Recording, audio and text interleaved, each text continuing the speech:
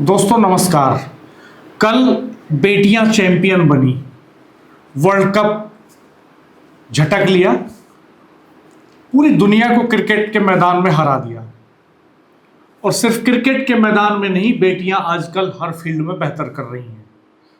लेकिन कल जिस वक्त पूरा देश खुशियां मना रहा था बेटियों के क्रिकेट चैंपियन बनने की, तब मेरठ के दोराला में एक एमएससी केमिस्ट्री बीएड बिटिया की बारात लेकर नहीं आए दहेज लोभी। तब ये वो मौका था जब मंडप सजा था, भोजन लगा हुआ था और बारात के स्वागत की तैयारियां हो रही थी। अचानक दूल्हे पक्ष ने 20 लाख रुपए दहेज की मांग कर दी। बात नहीं बनी और अंततः वो बारात लेकर के नहीं आए।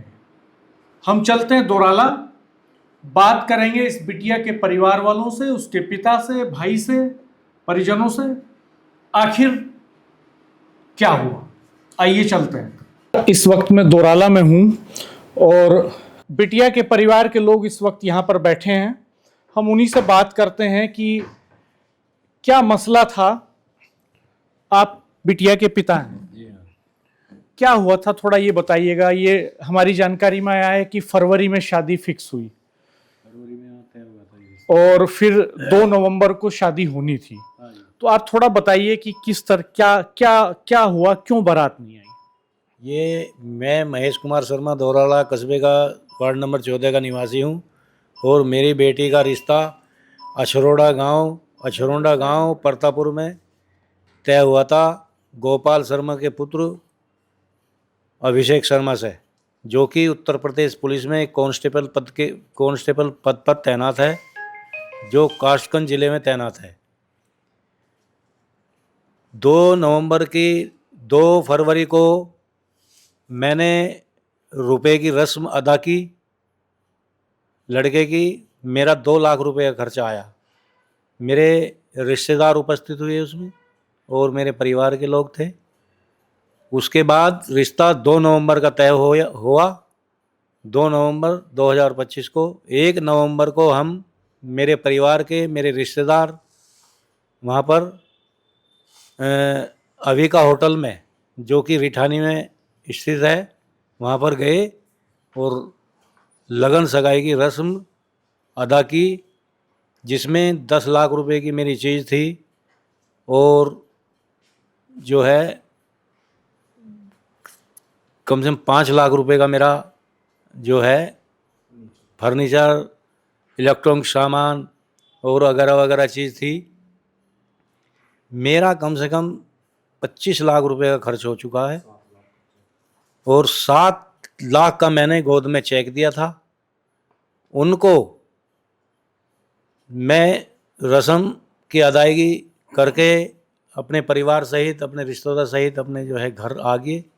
घर आने के बाद जो है अगले दिन 2 नवंबर को बारात आनी थी। मंडप सजा हुआ था। सब गांव समाज के जो व्यक्ति थे वे आ रहे थे। बारात की स्वागत की तैयारी चल रही थी। जब हमने जो है लड़के वर पक्ष से जो बात की तो उन्होंने जो है ये कहा कि हम आ रहे हैं 8 बजे तक 6 बजे तक पूरा प्रयत्न चला। हमारे चेयरमैन साहब ने भी बहुत प्रयत्न किया। एक और भाई हैं अशोक शर्मा जी, उन्होंने बहुत प्रयत्न किया कि भाई बारात लेकर के आ जाओ। तो वे कहते रहे 6 बजे तक आ जाएंगे, लेकिन 6 बजे के बाद उन्होंने कहा कि मेरा लड़का नहीं आएगा। लड़के ने कहा मैं नहीं आऊँगा, क्योंकि 7 लाख रुपए मुझे बहुत कम है। 20 लाख रुपए में तो मेरी नौकरी लगी है, मुझे 20 लाख रुपए चाहिए। उन्होंने 20 लाख की मांग की। 20 लाख की मांग करने के बाद वे नहीं आए, तो बारात लेकर के नहीं आए। तब समाज के लोग एकत्रित हुए, जो रिश्तेदार थे वे एकत्रित हुए। होने के बाद क्या करा जाए, बहुत प्रयत्न किया, बहुत हाथ पांव जोड़े, बहुत उनके जो है खुशामंद की, लेकिन वे बारात लेकर के नहीं आए। केवल लालच के 20 लाख के लालच में, उनको मुझे 20 लाख मिलेंगे तो मैं आऊँगा, लड़का कहने लगा। लड़के का पिताजी भी कहने लगा मैं नहीं आऊँगा बारात लेकर के। ऐसा सुनने में आया है कि आपने जो 7 लाख का चेक दिया था वो शायद बिटिया के नाम से दिया था, और वो चाहते थे कि वो लड़के के नाम से दिया जाए। ये हमने जो चेक दिया था जी, वो हमारी बिटिया का नाम था चेक में, लेकिन उसके बाद जो है उन्हें, हमें बाद में हमारे रिश्तेदार से एक से उन्होंने बताया कि भाई वो तो हमारे जो है बेटे के नाम नहीं किया चेक, अपनी बिटिया के नाम चेक किया उन्होंने। तो उनके मन में तो दहेज का लालच बहुत गहराई से घुसा हुआ था। हम उनकी बात को परख नहीं पाए। वे कहते रहे 1 रुपये का रिश्ता, 1 रुपये का रिश्ता, 1 रुपये का रिश्ता, लेकिन उनके अंदर जो लालच घुसा हुआ था बाप बेटे के और उनकी माँ के, लड़के की माँ के, उसको हम समझ नहीं पाए और हम अनभिज्ञ रह गए। तब ऐसी कहानी बनी कि 20 लाख मांग करके, मेरी ऐसी हैसियत थी जो मैं तुरंत 20 लाख रुपए दे देता और मैं अपनी बिटिया की शादी कर देता। कल ये सारी बातें फोन पे हो रही थी उनसे, चूंकि या कोई लोग गए भी थे उनके फोन गांव? पे हो रही थी, सारी बातें फोन पे हो रही थी। हमारे चेयरमैन साहब नवीन शर्मा जी ने बात की लड़के के पिताजी से, और लड़के के पिताजी ने ये कह दिया कि मेरी वाइफ जो है वो जिन्ने पे से गिर गई है, उसके चोट लग गई है, मैं उसे डॉक्टर के लेके जा रहा हूँ। उस लड़के से बात की, लड़के से बात करने के बाद वो भी मैं तो अपनी माँ को लेके जा रहा हूँ कि पहले मेरी माँ है और मेरे बाप है, मैं बहू के चक्कर में मैं माँ बाप को नहीं खो सकता। मुझे 20 लाख रुपए चाहिए तो तब मैं लेकर के बारात आऊँगा, नहीं तो मैं नहीं आऊँगा। फिर समाज ने क्या तय किया? यहाँ तो पूरा समाज इकट्ठा था, आपके रिश्तेदार, मिलने जुलने वाले लोग, दोराला के लोग। समाज ने तो ये तय किया कि इसका तो एक ही तरीका है कि इसकी FIR कीजिए, और FIR करने के बाद जो भी निर्णय होगा वो बाद में हो जाएगा। आपने FIR दर्ज कराई? हाँ जी, हमने FIR दर्ज करा दी है, और हमने कप्तान साहब के पास भी हम आज ही मिल कर आए हैं, और कप्तान साहब ने कह दिया है कि यदि कल तक कार्रवाई नहीं हुई तो मैं उस लड़के को जो इसमें है, पुलिस में है, मुख्यालय में कल रिपोर्ट भेज दूंगा और उसको कल ही डिसमिस कर दूंगा। आप क्या करते हैं? आपका किस चीज का काम है? आप किसान हैं या कोई कारोबार? मैं एक प्राइवेट टीचर हूँ जी। पढ़ाते हैं आप? हाँ जी।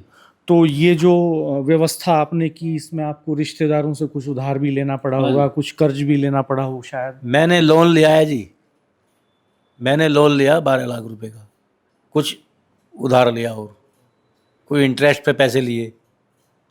तो मैंने तो व्यवस्था पूरी उनकी जो है आवभगत की, पूरी अपने मान सम्मान के लिए, गांव समाज। बारात में कितने लोग आने थे? बारात में जो लड़के के पिता ने तय किए थे वे 100 आदमी के तय किए थे। 100 आदमी के बाद उन्होंने कहा कि 150 आदमी आएंगे। 150 आदमी के बाद उनकी लड़के की माँ ने कहा कि 200 आदमी आएंगे। एक रिश्तेदार उनका कहने लगा 200 नहीं, आपको तो यो करना चाहिए चाहे कितने ले आओ, आपको यो कहना चाहिए चाहे कितने ले आओ आदमी। तो आ जाते हैं जी आदमी, तो कितने भी आ जाओ चाहे। लेकिन संख्या तो तय होती है ना, खाना बनवाना होता है उसी हिसाब से। संख्या 150 आदमी की तय हुई थी, संख्या जो हुई तो थी। आपने 150 लोगों का खाना बना रखा था, जो घराती हैं वो भी सब जमा होंगे? मैंने खाना बना रखा था 800 आदमी का जी।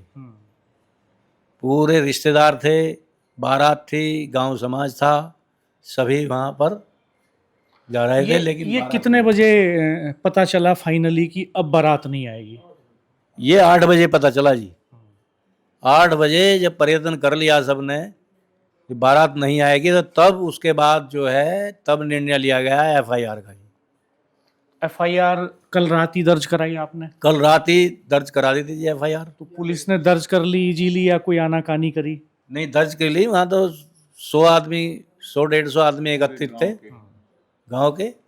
आप कप्तान साहब से मिलने गए? जी सर। क्या कहा उन्होंने? सर कप्तान साहब ने कहा कि आज सुबह ही मेरी पत्नी ने बताया है, अखबार मैंने पढ़ा है कि बहुत दुखद घटना है कि एक मतलब लड़का ये पुलिस की छवि खराब कर रहा है, उत्तर प्रदेश पुलिस में होते होते मतलब ऐसी मांग कर रहा है कि मैं इतना पैसा लूँगा जब भी मैं शादी लड़की से करने आऊँगा, ये बोला है। और बोला है कप्तान साहब ने, अगर ये 24 घंटे के अंदर आता है आपसे मिलने, मतलब दोराला थाने आता है तो ठीक है, और इनके पिताजी आते हैं और इनकी माताजी आती है तो ठीक है, नहीं तो क्या कह रहे, मैं मुख्यालय बना दूंगा लखनऊ के लिए, इसकी ये डिसमिस हो जाएगा। एक ऐसे घर में जो इतने दहेज लोभी हैं कि अंतिम वक्त तक दहेज की मांग करते रहे और फिर बारात लेके नहीं आए, तो क्या आप चाहेंगे कि बिटिया अब वहां पे जाए? नहीं जी, हम नहीं चाहेंगे। हमारी बिटिया के साथ तो सर वो कुछ भी कर सकते हैं, आज वो ऐसी मांग कर रहे हैं, उसके बाद तो पता नहीं क्या कर दे सर, थाने कोर्ट कचहरी। हम तो सर प्राइवेट नौकरी करते हैं सर, हम कहाँ कर सकते हैं थाने कोर्ट कचहरी सर। तो आप क्या चाहते हैं अब कि कैसे ये मसला सुलझे? जी, हमारे बड़े हैं, समाज के लोग हैं, जैसे हमारे समाज के लोग करेंगे हम सर उनके साथ है जी। समाज के लोग भी यहाँ बैठे हैं, हम उनसे भी बात करते हैं। दोराला के सब परिवार के लोग हैं, इस परिवार के शुभचिंतक हैं। क्या कैसे आपको क्या लगता है कि क्या समाधान होना चाहिए और क्या दंड उनके ऊपर होना चाहिए? क्योंकि ये कोई मामूली बात नहीं है। एक बेटी की परवरिश जीवन भर पिता करता है, पढ़ाता है। एमएससी बीएड कराया बाबूजी ने बिटिया को, और 12 लाख का लोन भी लिया, घरातियों बरातियों के खाने का इंतजाम किया, जेवरात का इंतजाम किया। सोना बहुत महंगा है इस वक्त। पूरा जी जान, पूरे जीवन की पूंजी उसमें लगाई, पूरी प्रतिष्ठा लगाई उसमें, और अंतिम वक्त पे वो आए नहीं। हाँ देखो जी, ये तो बहुत गलत हुआ समाज की दृष्टि से। उन्होंने दहेज के लोभियों ने इस तरीके का कृत्य किया है, ये तो दंडात्मक कार्रवाई तो उन पे बनती है। हमने उनके खिलाफ एफआईआर भी कराया है थाने में। क्या आपको क्या लगता है कि क्या होना चाहिए? क्या सामाजिक तौर पे कोई प्रयास चल रहे हैं सुलझाने के? सामाजिक तौर पे तो प्रयास चल रहा है, लेकिन समाज को ऐसे लोगों का बहिष्कार भी करना चाहिए जो आगे से कोई आदमी इस तरीके का कदम ना उठा पाए।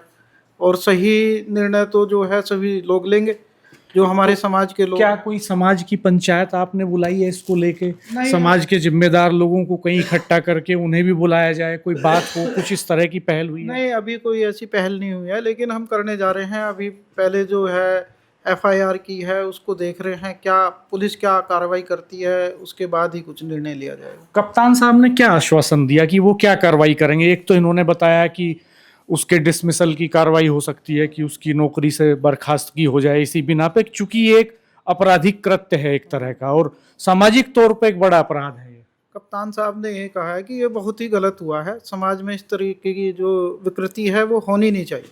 सभी लोगों को पहले से ही इसके बारे में सोचना चाहिए था, उन लोगों को क्या करना है या नहीं करना है। उसके बाद उन्होंने कहा कि आप 24 घंटे में देखिए, अगर कार्रवाई नहीं मानते हैं लोग, तो फिर मैं मुख्यालय को एक लेटर लिखूंगा और उसे डिसमिस करा दूँ। क्या मानने की बात है? कैसे निपटारा हो सकता है आपकी नज़र में? निपटारा तो समाज के जो गणमान्य लोग हैं जी वो बैठेंगे, सब उन्हीं के प्रयास से निपटेगा। और हम अभी तो कल की तो घटना ही है जी, आज हमें टाइम नहीं मिला क्योंकि हम पहले थाने गए, उसके बाद कप्तान साहब से मिले। कप्तान साहब ने बताया कि मेरी पत्नी ने ये बताया कि ये तो बहुत ही गलत कार्य हो गया और इसमें लड़की वालों को आपकी मदद करनी है। तो अब समाज की 1-2 दिन में बैठक बुलाओगे, जो समाज निर्णय लेगा जी उस पर ही काम करेंगे। और ऐसे जो दहेज लोभी भेड़िए हैं ना जी समाज में, इनका बहिष्कार करेंगे। ये तो एक तरह से आप समझिए कि जिनकी इच्छा खत्म नहीं हो रही है दहेज की, उस परिवार में अगर वो बिटिया चली भी जाती तो भविष्य में भी किस तरह का उसका जीवन होता, ये भी ये एक बड़ा तो सवाल है। बहुत बड़ा सवाल है जी। और वो हमारे से गारंटी मांग रहे हैं हमारी बेटी की जी। अगर बेटी हमारे घर आई तो क्या गारंटी लेकर आएगी? बताओ, हम क्या गारंटी देंगे जी? वो करेंगे हमारी बेटी के साथ और हम गारंटी भी हमारे से मांग रहे हैं जी उल्टी। देखो कितने बड़े लोभी हैं वे।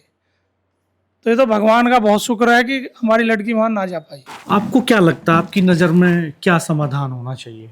देखो जी, मेरी नज़र में सबसे पहले क्या है कि थोड़ा सा परमात्मा को भी मानना चाहिए। जो करता है वो सही करता है। ऐसे लोगों के बीच में हमारी लड़की नहीं गई, ये बहुत अच्छा हुआ। क्योंकि जाने के बाद क्या होता कैसे होता, क्योंकि लोभ कभी कम नहीं होता। ये साला कटोरा ऐसा है, ये भरता नहीं है। अभी पूरे जीवन एक माँ बाप अपनी लड़की को पूरे जीवन देता है, लेकिन उनका पेट नहीं भरता, तो वो क्या करते लड़की के साथ? ये जो परमात्मा करता है ठीक हुआ। हम लड़की को ऐसी, अगर हमें पहले पता होता तो इस जगह हम रिश्ता जोड़ते ही नहीं। तो अब इस शादी में कोई मीडिएटर भी था? ये रिश्ता कैसे शुरू हुआ, कैसे बात शुरू हुई होगी? देखो जी, मीडिएटर था एक अशोक शर्मा जी हैं अयोध्या के, वो थे मीडिएटर। लेकिन बीच में क्या हुआ, थोड़ा सा वो किनारा कर गए, क्या हुआ ये तो पता उनकी नहीं। बात भी नहीं मानी हाँ, उनकी बात भी नहीं मानी उन्होंने, और परिणाम ये देखना पड़ा कि वहाँ मतलब समाज के आसपास के लोग, चूँकि वैसे भी इनका जो टीचर हैं ये तो समाज से जुड़े हुए हैं, तो आसपास के गांव के लोग सब जुड़े हुए हैं, तो सब वहाँ भाई बधाई देने और लड़की को आशीर्वाद देने आए हुए थे। और कितना असर पड़ा होगा इनके ऊपर और कितना लड़की के ऊपर पड़ा होगा वो तो आप भी जान सकते हैं कि कितना बुरा हाल हुआ होगा। रात को 10 बजे तक बाट देखो गए, बारात आएगी, बारात नहीं आई। फ़ोन पे बात कर रहे हैं तो बोला हम तो आ नहीं रहे, क्या कारण है। उसके बाद फिर सारे इकट्ठे होकर थाने गए, तो अभी सब आपको पता ही है क्या चल रहा है। ये आपको क्या लगता है कि क्या दंड मिलना चाहिए ऐसे लोगों को? इस तरह के लोगों का तो सामाजिक बहिष्कार तो ज़रूरी है, और आने वाले समय में कोई ऐसी कार्य तो ऐसा निश्चित होना चाहिए कि आने वाले समय में जो ये ऐसे लोग हैं ये डरें, सोचें। मेरे भी बिटिया है, कल से मैं खुद परेशान हूँ कि एक ऐसी लाइन सी खिंच गई, बड़ा भय लग रहा है कि कल क्या होगा। इनकी बिटिया मेरे साथ ही है, ये मैं भी अध्यापक ही हूँ प्राइवेट, और देख रहा हूँ, मैं लगातार देखता रहा कि किस तरह से ट्यूशन पढ़ा के कैसे जीविकोपार्जन ये करते थे, किस तरह से इन्होंने इतनी व्यवस्था की, ये शादी की व्यवस्था कर पाए। ये बिटिया भी ट्यूशन पढ़ाती है? ये बिटिया भी इनके साथ ही घर पे साथ सहयोग करती थी, MSc B.Ed है। बड़ा जब कल शाम वहाँ थाने पुलिस आई 112 नंबर से, तो उन्होंने भी, दरोगा जी ने भी भरसक प्रयास किया। हम लोग वहीं उनके साथ खड़े थे। उन्होंने उन लोगों को इतना समझाने का प्रयास किया कि भाई हम खड़े हैं, पुलिस खड़ी है, आप लोग आइए, कभी कुछ कह देना कि हमारी गारंटी कौन लेगा। उन्होंने कहा हम गारंटी ले रहे, यहाँ आओ तुम। क्या गारंटी चाहते थे वो? कुछ भी नहीं, उनको तो बहकाना था कि हमें पीट देंगे ये लोग, हमारे साथ अभद्र व्यवहार करेंगे, कभी कोई बात कभी कोई बात, इस तरह की बातें। मतलब कोई भी उनका सटीक निर्णय नहीं था, उनका तो केवल ये था कि बहकाना, आना ही नहीं हमें। लगा नहीं कि उनकी बातों से कोई नहीं लग रहा था कि उन्होंने प्रयास किया आने का, कि वे सोच रहे थे आने के लिए। आपको क्या लगता है बाबूजी कि क्या दंड मिलना चाहिए उनको ताकि समाज में नजीर बने और कोई आदमी फिर ऐसा साहस न कर पाए कि भविष्य में इस तरह का किसी के साथ हो? उनको दंड मिलना चाहिए जी। लड़का पहले तो डिसमिस होना चाहिए वो, और आर्थिक दंड भी लगना चाहिए, और ऐसे लोगों को जेल भी होनी चाहिए, ताकि आने वाले समय में, आने वाले उसमें समाज को एक जो है शिक्षा मिले, ऐसे लोगों को कि शिक्षा मिले कि किसी के साथ ऐसा ना हो जो जैसे मेरी बिटिया के साथ किया उन्होंने। इसलिए ज़्यादा से ज़्यादा दंड मिलना चाहिए उन लोगों को, वो जेल भी जाने चाहिए ऐसे लोग। कप्तान साहब से आपकी बात हुई, आपने कहा कि ऐसा होना चाहिए, हाँ जी। तो क्या कहा उन्होंने? कप्तान साहब ने कहा कि अगर जो है 2 दिन के अंदर अंदर, कल तक शाम तक उन्होंने कोई भी निर्णय नहीं लिया तो मैं मुख्यालय रिपोर्ट भेज दूंगा और डिसमिस हो जाएगा। क्योंकि कल ही मैंने एक को डिसमिस किया, कल ही मैंने एक सिपाही को डिसमिस किया है। इसका कल शाम तक का समय है, यदि वे किसी निर्णय में पहुंचते हैं ठीक है, तो नहीं तो मैं डिसमिस कर दूंगा उन्हें। अभी तक 24 घंटे होने को हैं, अभी तक उनकी तरफ से कोई फ़ोन, कोई आदमी आया हो, कोई बात की गई हो आपसे?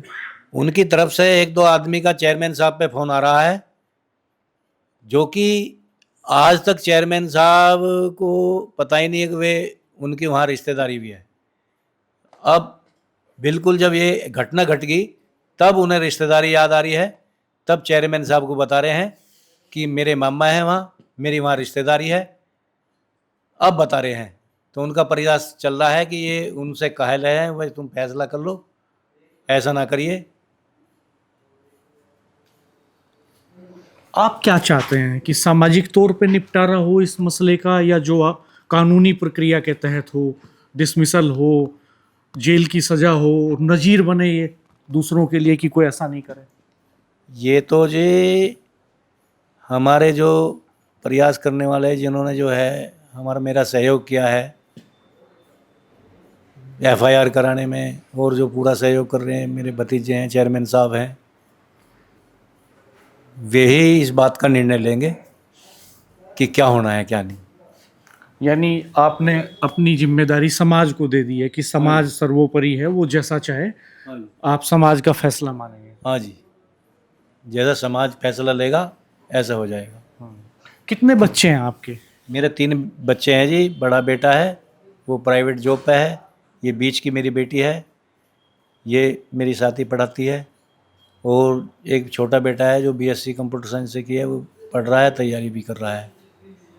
3 बच्चे हैं मेरे। MSc किस सब्जेक्ट से की है इस बेटी ने? MSc केमिस्ट्री से किया हुआ है जी, और B.Ed भी किया हुआ है। एक ऐसी बिटिया जिसने केमिस्ट्री में MSc की, B.Ed किया, अपने पिता के साथ ट्यूशन पढ़ाकर, टीचिंग करके घर में आर्थिक सहयोग में हाथ बटाती है। एक काबिल बिटिया जो भविष्य में एक बेहतर करियर की तरफ जा सकती है। उसके हाथ पीले करने का मौका आया तो पिता ने 12 लाख का लोन लेकर के पूरे जीवन भर की पूंजी खर्च करने की तैयारी की, दावत की तैयारी की। दहेज लोभियों ने 7 लाख का चेक लेने के बाद भी सवाल खड़ा कर दिया कि चेक बिटिया के नाम पर क्यों दिया है, चेक लड़के के नाम पर होना चाहिए।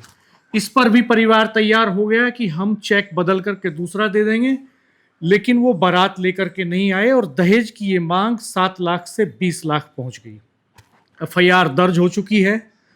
पुलिस क्या कार्रवाई करती है ये देखने वाली बात है, और पूरे समाज की निगाहें इस पर हैं कि इस मसले में पुलिस का एक्शन कितना कठोर होता है, ताकि भविष्य में कोई दहेज लोभी इस तरह का दुस्साहस न कर सके कि वो ऐन वक्त पर किसी बिटिया की बारात लेकर जाते जाते रुक जाए। हम यहाँ दोराला में मौजूद हैं और यहाँ सारे लोगों के भीतर बहुत गुस्सा है, बहुत आक्रोश है और दुख भी है, क्योंकि एक पिता के लिए ये बहुत मुश्किल वक्त होता है, परिवार के लिए बहुत मुश्किल वक्त होता है। और जहाँ जहाँ भी लोगों को इस बारे में पता चल रहा है, लोग इसकी निंदा कर रहे हैं, सामाजिक तौर पर उस परिवार के बहिष्कार की बात कर रहे हैं। लेकिन पिता ने बड़ा दिल दिखाते हुए अभी भी ये कहा है कि वो समाज का फैसला उनके लिए सर्वोपरि है। समाज जो तय करेगा, जो कानूनी तौर पर तय होगा, वो उसको मानेंगे। क्योंकि वो एक शिक्षक हैं, जीवन भर मेहनत की गाढ़ी कमाई से, ट्यूशन से, टीचिंग से, प्राइवेट स्कूल में पढ़ाते हैं, परिवार को आगे बढ़ाया है। निश्चित तौर पर दहेज का ये जो दानव है, ये हमारे समाज में बहुत खतरनाक रूप ले चुका है। आज आप कमेंट बॉक्स में जरूर बताइएगा कि आपकी इस पर क्या राय है, किस तरह का दंड इस परिवार को मिलना चाहिए जिसने दहेज के लोभ में जो दहेज के लोभ में बारात लेकर के नहीं आया। और ये भी बड़ा सवाल है कि वो बिटिया उसी घर में जाने वाली थी, बिटिया के हाथ पीले होने के बाद वही उसका घर, ससुराल ही उसका घर होता है और वो पूरा जीवन वही काम करती है। तो इसके कोई मायने नहीं है कि चेक बेटी के नाम है या उस लड़के के नाम है जिसके साथ शादी होने जा रही है बिटिया की। सवाल बड़े हैं समाज के सामने भी और पुलिस प्रशासन के सामने भी। हम आगे भी आपको इसकी रिपोर्ट देंगे कि भविष्य में क्या फैसला होता है। आप अपना रिएक्शन जरूर दीजिएगा, हमारे चैनल को सब्सक्राइब कर दीजिएगा, बेल आइकन प्रेस कीजिएगा, नोटिफिकेशंस ऑन कर दीजिएगा। धन्यवाद, नमस्कार।